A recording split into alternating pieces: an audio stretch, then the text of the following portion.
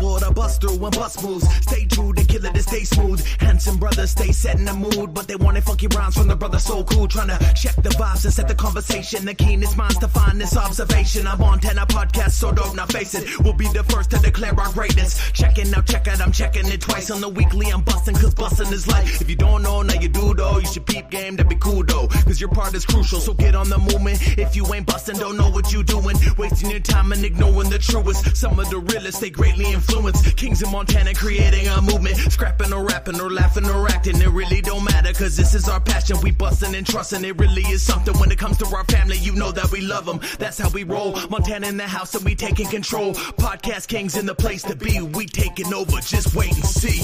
Slow down and catch the vibe. Weekly buzz, but we on the night. No boast, staying true and tried. It's bus world, it's ride or die. Slow down and catch the vibe. Weekly buzz, but we on the night. No boast, staying true and tried. It's bus world, it's ride or die. Hey everybody, welcome to the Weekly Bus live on Fight World Live on Amazon Prime. We are being welcomed by the defending champion of BKFC, the 145-pound dog who goes by the name Kai Hefty Big Stewart. My dogs. We're live with the Outcast. What's happening, brother? Dude, I'm still exhausted from the whole week. Driving back on Monday was a drag, but it felt a lot better. I could not imagine taking that drive home had I took an L. So, we stay winning.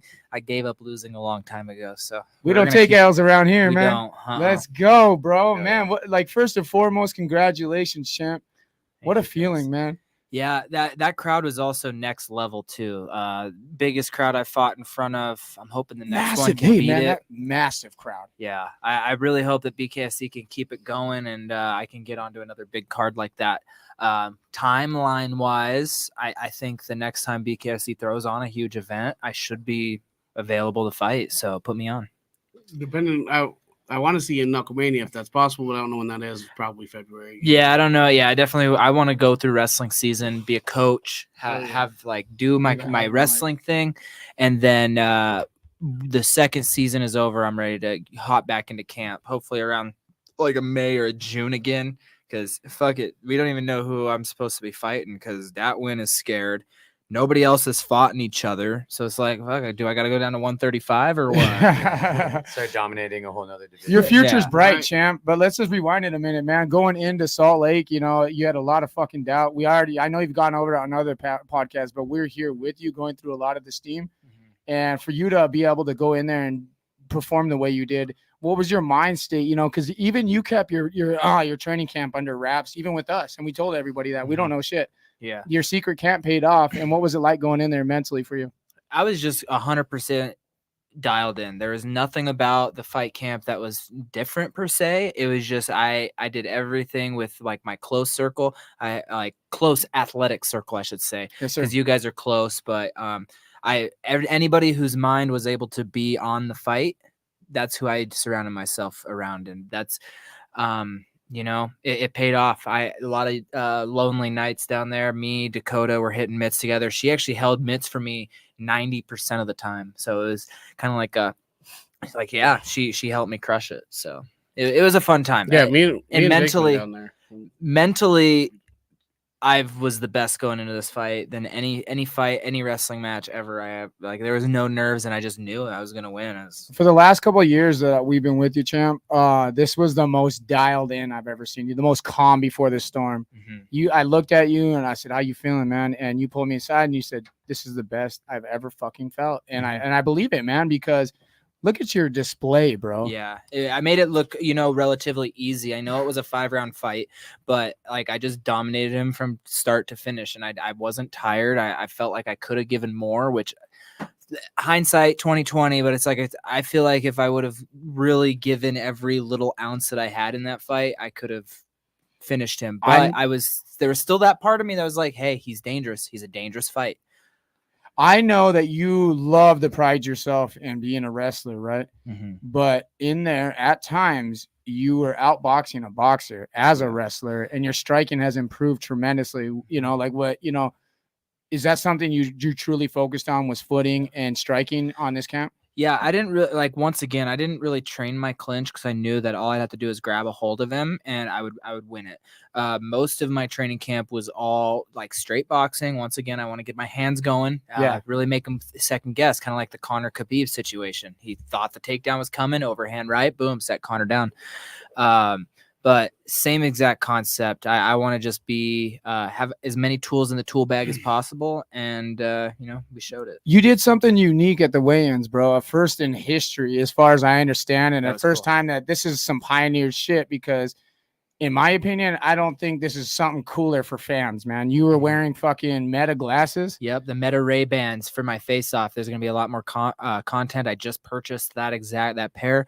I was gonna wait, but they're going viral right now. So you know, there's some other MMA fighters that think that it would be cool to do some stuff with the Meta glasses. But honestly, I've been doing it. Bro, you gave us the perspective of a fighter. How many fans have wanted to know what that fucking feels and looks like? I know. I do want to edit that video down, and because it's long and drawn out, because I didn't really know when I was going to walk onto that stage. Sure, yeah. And that's just how they posted the live video. You don't like that though? I think that what gave it a better perspective. I do like it, scenes, but it won't let me change the thumbnail either. So the thumbnail is just a brick wall.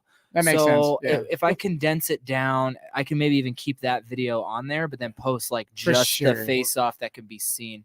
Because like it was kind of a slept on video. It was very slept on. The walk up for how cool it really absolutely is. Man. So, yeah. It was. So hopefully people can see it. We're actually going to send it to Meta to see if they can maybe play it on something. Yeah, because this wasn't like no GoPro perspective where they have it on top of their head. This is literally your eye perspective. Yeah, like it was so cool. It was so cool. Watching it back, you can hear everything that I said. You can see what he's saying, and he's like right there. So it was fun. It was really, really cool. No, that was a good touch. To be fair, you looked pretty icy out there. I'd seen in the presser before the bucked up spot. You'd had the chain, but you couldn't really see the hefty part of it. And then at the actual weigh-ins with the glass, I was like, damn, we got Clark Kent about to turn into Superman out there. I know. People were also calling me like a third grade science teacher. And I was just like, dude, that'll stick with you, man. That sticks with you. Who goes out and pops off in the ring, whatever. Right, exactly. That was I looked good. All week I was getting sent chains. I have another chain with the BKFC medallion on it. The super fan, Max. Shout out to Bare Knuckle super fan. Yeah. Extreme. Russ. Yeah. Extreme BK. Extreme BK. He sent me both of those, and like super grateful because they look super cool. So now it's like I always have something to wear. Moving on to other cool shit that we've seen in Salt Lake, bro. You also landed a big sponsor. Yeah, which one? Bucked Up? Yes, sir. Yeah, but Bucked Up was really cool. I met so many people, which were letting the storm calm. I think all the conversations are going to be done next week. I do want to start. I'm hoping that a 3-fight deal is in the works. I don't really know exactly where we are on it, but hopefully if I can get that 3 fights, it's going to entice companies to hop on like, hey, I'm here to stay, because I've been a free agent the entire time, really. So yeah. So now that I'm here to stay and have like a true home as a 2-time undisputed, undefeated, hopefully these bigger brands hop on and Bucked Up. You're going to be ranked pound for pound now too. I really hope so. Arnold Adams is in there, so I know that he has to drop. And so it's like that's one number. Slept. Yeah, I really, really hope that I can enter into that pound for pound, because I think that's where I belong. But the CEO of Bucked Up was one of the ones putting the belt on me. Ryan Gardner, like awesome, man. Like that was like whenever I looked behind me and saw him standing there, I was like, dude, he definitely wanted, like, this is gonna be cool. And then I shotgunned the Bucked Up, which let's go. Those Bucked Ups are definitely bigger than I realized, because that was a big task. But it was so fun. It was cool. So awesome. I like, and whenever I get emotional whenever I fight, and I looked down and I made a mess, and I looked at G. I was like, I'm so sorry, G. Like, all being apologetic. It was. Bro, in your fight, did you hear us going bananas? Hefty. Yeah, we had the whole stadium rocking, dog. Yeah, I started the second round, but I'm proud of that. Yeah, I sometimes I wish that I could have the perspective of the crowd for one of my fights. We got to wear meta glasses for the next one. Wear the meta glasses for the next fight. Let's do it. Yeah, exactly. Because I felt like I went there to steal the show, and I feel in a way I definitely stole the show. I was there. Fight of the night. Fight of the night. That's 2 fights of the nights in a row. Back to back, baby. Hell yeah. Bro, crazy. So wrapping up, we had some crazy shockers and fights, the Eddie Alvarez, the Perry one, but we finally wrap up the night and we're in post-fight interviews with you, right? We had some cool interviews ourselves, but you had a really cool interview too, man. One being that you got asked, people want to know about the Sean situation, and I think you responded in a way that was so fucking perfect. Because listen, man, I do know that socially, Sean O'Malley, like a lot of people are right. Like I shouldn't have, I quote unquote shouldn't have Sean O'Malley's name in my mouth. But whenever it boils down to you, the followers aren't fighting for you. So who cares if he has more reach? If I beat his ass, I take all those followers. So it's like that was definitely where and when I needed to call that shot. I wish I would have said it in the ring. But I do know that I'm on their radar, so that's all. People forget that you really didn't mention it at all the whole time that we've ever been with you, and you've never dogged Sean O'Malley until he said you sucked. Yeah, and that's exactly. I put money on his fight for him to win. So and we celebrated together. Yeah, you're like, yeah. And then I watched the interview, and he's like, "That kid sucks," and I'm just like, well, that went left, but okay. It looks like I get to talk shit too. So the door's open now. Yeah, so Champ, that is all my fault, and I am so sorry still. I was just trying to hype up Montana. Hey, you're good. You let me know exactly where I stood. You let me know exactly where I stood with him, so at least I know that for one, he clearly knows who I am, and for two, I think that me coming to the UFC would be one of his worst nightmares. So don't apologize for greatness, Potter. What the fuck are you talking about? That was just trying to hype up Kai and Montana like the second coming of Christ, and I am very sorry, sir. Well, and honestly, now you're giving Kai is giving Montana a second choice other than just Sean. So we will let the people speak. Right. And kind of see who. Hey, we did a poll, by the way. Speaking of letting the people speak, we did a poll, and we didn't do it actually. We just got tagged in the poll. Who asked who's the king of Montana, and 87% said it was Kai Stewart over Sean, and that wasn't us. So we had nothing to do with that. We just got tagged in it, and I posted it because we seen the results. I said that's wild, yeah, bro. when I seen that, it was so separated. Yeah. Nuts. So Montana really is definitely has decided, and that's one thing, as if I'm like running for an office or president, but as your Montana representative, it is my duty to get bare knuckle fighting championship to come back here. Let's go! I do think that I would love to defend a belt here, and I do think that we could sell out some of the bigger arenas in town. Well, not in town, but in the state. Maybe Butte. At this point, I don't need to be in Great Falls to sell, and I think that we go to the busiest towns with some big colleges and stuff. We can sell out an arena. So, Adams Center in Missoula would be sick. Yeah, I would absolutely love to have bare knuckle back here because it just feels right. Bare knuckle and Montana go together like two peas in a pod. So we're talking about Montana and stuff. What I was wondering too is we were talking about the crowd just a little bit ago. Bananas. What was it like being in a neutral crowd? And for a second, they were kind of not quiet. They were obviously cheering for you guys.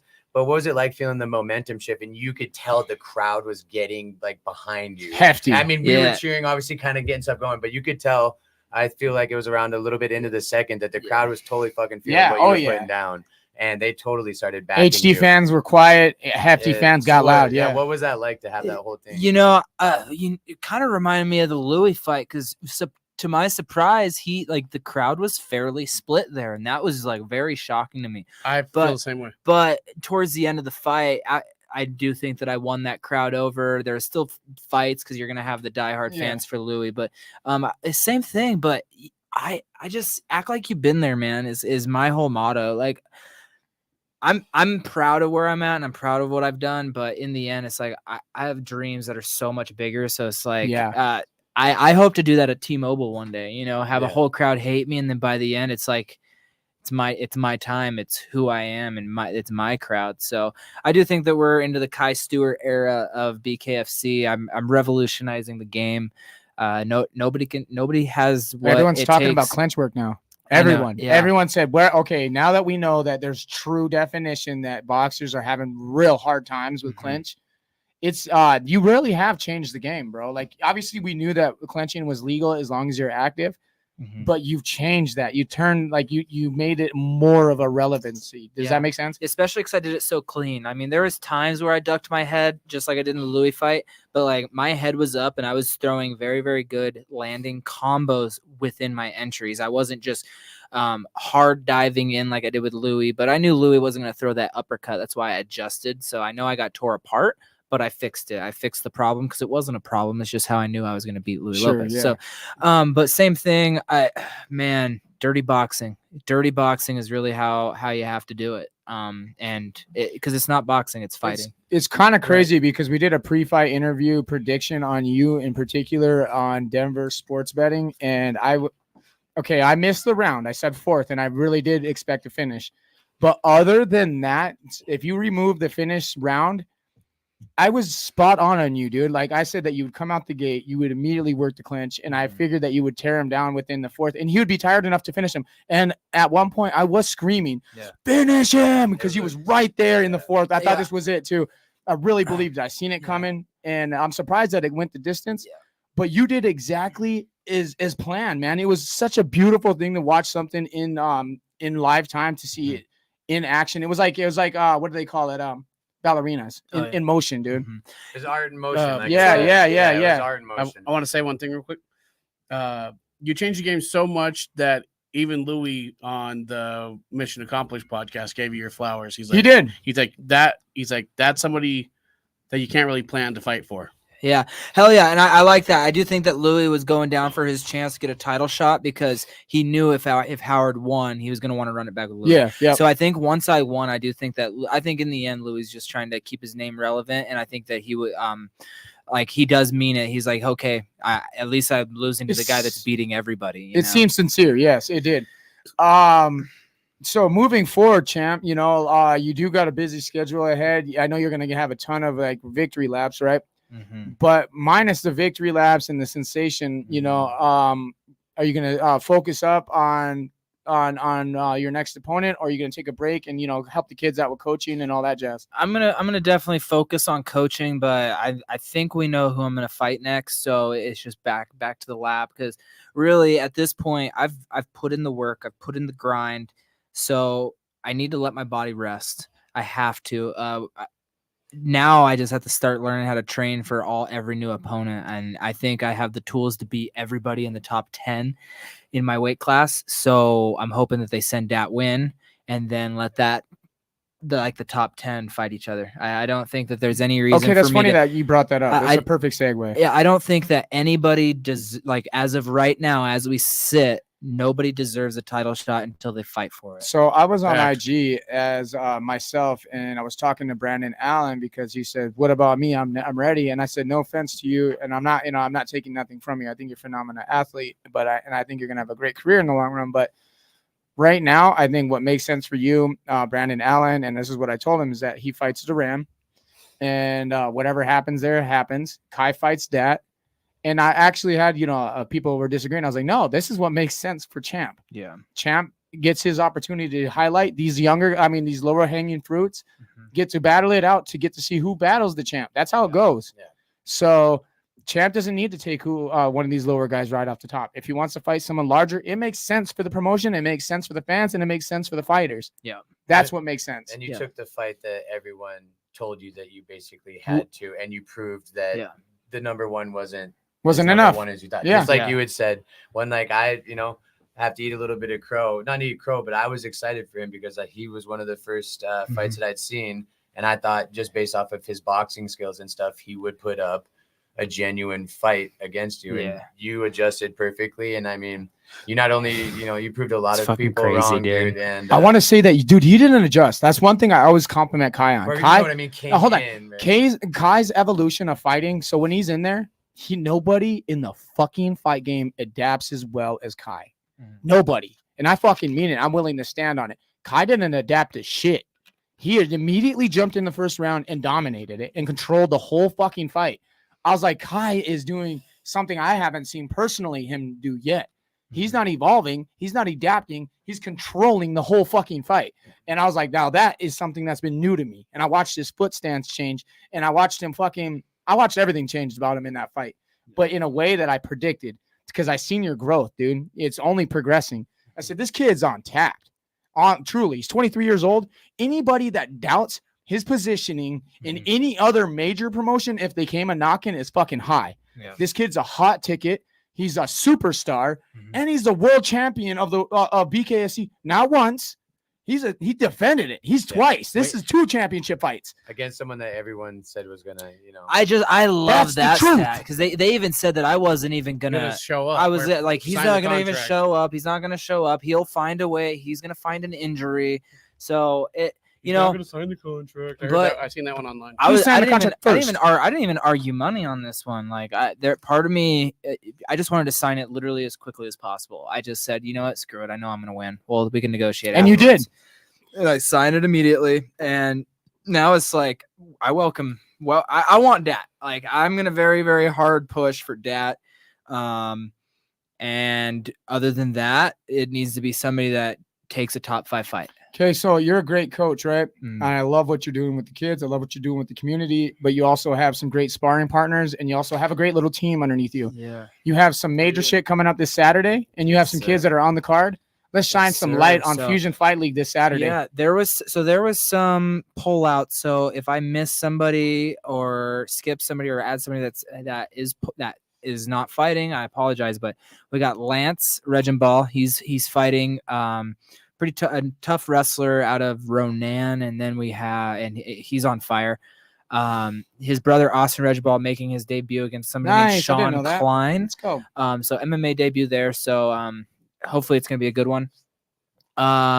James Holland is gonna do a kickboxing against Sean Klein's brother. I didn't really look in. It was literally like just put into place like 2 days ago. Heck yeah. And then we have Trent, he comes in. He did not expect to fight. Bobby got sick, so he's just stepping in against a dog pound guy who we don't really know much about him, but they don't know much about us, and hopefully we take him to school. Like he's a dog. And after the boxing sparring the other day, not sparring, but the Smoker, the Throwdown Challenger series, he had fucking 2 black eyes, and he looks at coach and goes, "Hey, we're training Monday, right?" And it's right that second. I was like, okay, Trent wants this shit. Trent's gonna do really well. So, shout out Fusion Fight League. We're gonna head down. We're gonna head up there tomorrow. We're gonna have a good time. Four Seasons Arena tonight. We got Taj. He is fighting down in Helena tonight. Mountain Force. Yeah, I'm going to make the trip. I bought a shirt from him. He was a really big sparring partner for me in my Rusty Crowder fight. So I want to give back to him, and I'm going to be there for him. So as he defends, right? Yeah, he's actually defending his belt. I texted him this morning. I go, because I was feeling like kind of shit all week. I just wanted to stay home. So I didn't know if I was going to go. But this morning I woke up feeling pretty damn good. So I was like, yo, defend your fucking belt. I'll be there. So you had a really sad pullout too, though. You had a really hyped and anticipated fighter. 2 pullouts. And he, it sounds like it was an opponent thing, but we are all anticipating the return of Ryan, the Electric City Strangler Ibsen. Yeah, I'm pretty bummed out about that, bro. Yeah, he's my brother, man. He is literally the same body type as Howard Davis. So I credit my win to Ryan. He fucking was the body for me. He fought exactly like in sparring. He fought exactly like how Howard fought, at least how we thought. But we got out there and it was like picture perfect. And it sucks he doesn't get a fight, but he should be back in the squared circle here pretty soon. So that'll be good for him. And another shout out to Lucifer Staber. His fight pulled, and out of all of our amateurs in the gym, he's definitely one of the, especially with his age. He's only 17. Dog. He's certified dog, and I think that he can go a long way. I can't wait to see what's next for him. Champ, are you going to be showing out and being able to take some pictures with the fans, double belt up? I might have the double belt. We'll see. That other one's all beat to shit, but that's okay. I do want your story's there. I definitely want to take as many pictures as possible. Montana is really starting to rally behind me. I've had to win over a lot of people, but it's happening. People are understanding what I'm doing. I'm on my own trajectory. Nobody else that are fighting in Montana calling me out. It's like at this point, we're on different trajectories. Like, we all just need to do our own thing, and we could all be superstars. But well, I love that, Kai. Yeah, Kai, yeah. can I stop right there? I really love what Kai just said. Kai has always been about his business, but he's right. You know, as soon as everybody gets on the same page and we support one another, there is no obstacles, because we have been so supportive towards one another. But there's a small gap in there in between where these two camps don't get along. But they should. They're very much alike. They're very much on the same path. And the people that are involved are actually kind of cool on both sides. You know what I mean? You guys just need a bridge. And I just be wanna nice to say, each other, for fuck's sakes. Nobody in this room's ever started it. So yeah, No. That's what I love. It's just like, okay, that went left quick. Yeah, Like, no sometimes I would just wake up in the morning to read some shit, and I'm like, what are we doing today? You know, like, oh shit, I they're think- mad. And we're not we're not shy types. I mean, as soon as we get attacked, we fire back. I'll clap back. I don't Yeah, give we fire back. especially at this point, man. Like, fuck, man. My next fight, I think I'm gonna dominate it. I hope it's that win. Me too. But I think I'm gonna walk through the next 3 fights, get done with this 3-fight deal, and then it's like, sky's the fucking limit. If that don't Absolutely. sign the contract, what does that make him? A pussy. Okay, That don't win. that no Was that win. the right Yeah. word? Was that the right statement? Because that's what came to mind first. Did Yeah. I win? Did I win the game? But no, I think Dad just needs to get over himself. He's not worth what he's asking, and he needs to just sign the contract, because he says he wants to retire anyway. So let me fucking retire you. Quit acting like you want to fight. I jumped on his live send him today. to the ether. Yeah, I know. I just need to. I can put him out, man. Like, he thinks he's gonna pressure me. You can't. Everybody out-pressure the thinks pressure that. king. They think it's a pressure game, and I think Kai is a better fucking man for the job. Yeah. Pressure cooker. Yeah. Yeah, Nice. dude. Yeah. Swear to But God. I will literally fight anywhere. I really hope that we stay in the West. I do want to have a fight, either Denver, Utah again, Montana again, anywhere over on this side of the Northwest, country. baby. What about Portland, dog? What if that Maybe- happens? I don't know. If it happens, let's do it. Like, I'm Right? literally That'd be a sick willing. spot. Oregon might have expensive taxes. T though. minus Yeah, 5, I you think- guys. So Yeah, let's maybe watch out for the Washington and hey, let's do a quick recap of what you got going on Saturday and what we got going on Saturday, and then let's also add our sponsors up, and let's wrap this up, boys. Oh, yeah. Can we get this kid a Mountain Dew sponsorship? Yeah.